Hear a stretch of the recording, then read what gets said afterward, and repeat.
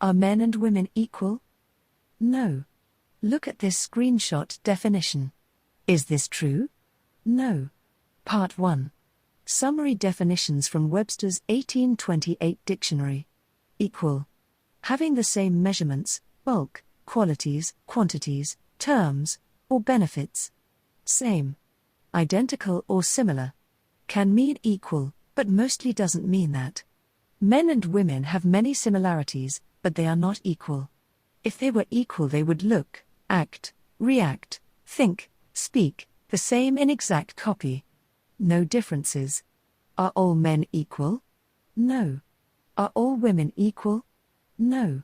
Every person has their own talent, gift, personality, good and bad qualities, good and bad habits, different height, different weight, different skin tone, different race, etc. If all men were equal, they would all have the same talent, gift, personality, good and bad qualities, good and bad habits, height, weight, skin tone, race, etc. The same for women. Some similarities overall: they both have one head, 2 arms, 2 legs, same color blood, same body functions, both have a sinful nature, both in need of Jesus Christ and his law for salvation, etc. Do both genders have the same measurements, bulk, qualities, quantities, terms, or benefits? No. Therefore the fact is they are not equal. Part 2. Logic proof why they are not equal. Just because they are not equal does not mean they don't have the same importance or value. Remember, value is what you earn and gain by what you do and don't do. For example, there are many different ranks from lowest to highest in the military. Does that mean a corporal is not as important as a captain?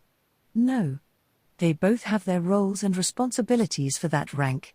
That does not mean the captain has more value than the corporal.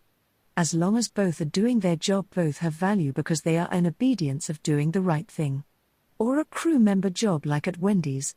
There is the regular crew member, then the shift supervisor, then the main manager. Is the shift supervisor more important or has more value than a regular crew member? No. Are they equal? No, because if they were, they would be working the same position, be paid the same, and look the same. They don't. Part 3. Exposing the hypocritical two-faced lie. This whole theory, which is based on political correctness, is a hypocritical two-faced lie.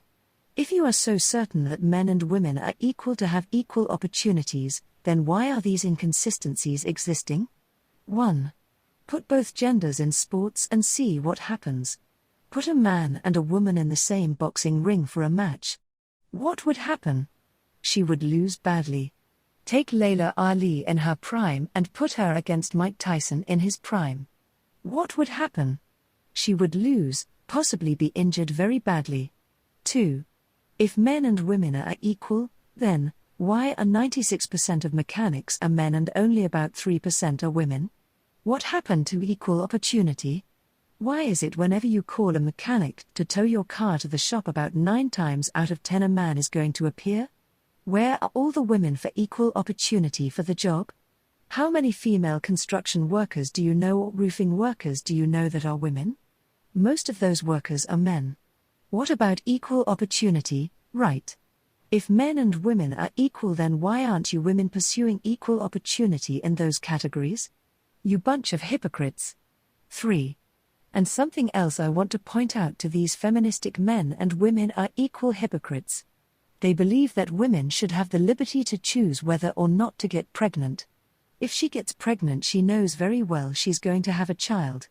Also, she demands the same liberty to choose whether or not to kill the child if she doesn't want it, which is what murder is. Then, to be consistent, that means if she gets pregnant, then the father should have the same liberty to choose whether or not he wants to care for that child. In that case, he should not be charged with child support if he chooses not to care for the child. This is where these feminists withdraw their claim and demand that he pays child support anyways. That's the hypocrisy. Feminists only want equality with men if it benefits them, regardless if it punishes the man or not, because they don't care about the man. Feminists are two-faced, double-standard hypocrites, and they should not be taken seriously. I could go on and on, but the point and facts are made and presented. Fact. The idea of men and women being equal is a fairy tale idea based on willful ignorance and is unscientific foolishness. They have many similarities, but are not equal. The order that God ordained things is it is first Christ, then the man, then the woman. God put men in charge, not the woman. The woman is not to have authority over man. Again, just because they are not equal, does not mean one has more importance or value than the other. They both have their roles to play. What roles are those? Buckle up, because you are not going to like this. This is the summary explanation of each passage in factual context. Genesis 2:18-24. God said it is not good for man to be alone, so he made a helpmeet for him. God took a rib from Adam and made the woman and brought her to him. When Adam and Eve were married, she is now part of him as in one flesh. Genesis 3:16. Because of Eve's disobedience, God said her husband shall rule over her. 1 Corinthians 11:1-9. We are to be followers of Christ because Paul is a follower of Christ. The order that we are to keep is that God is the head of Christ, Christ is the head of the man is the head of the woman is of the man, and the woman was created for man. 1 Corinthians 14:33-35. God is not the author of confusion, but of peace for all saints. The woman is not to speak, but to be in silence, for she is to be under obedience because the law says it. And if she will learn anything, she needs to ask her husband at home. Ephesians 5:21-28. Wives are to submit to their husbands. The husband is the head of the wife, even as Christ is the head of the church. Wives should be subject to their own husbands and everything, context, as unto the Lord. Husbands are to love their wives as Christ loved the church and gave himself for it, sacrificially. Oh, and just in case if you think that this is just my opinion, Scripture says otherwise. 1 Corinthians 14:37. If any man think himself to be a prophet, or spiritual, let him acknowledge that the things that I write unto you are the commandments of the Lord.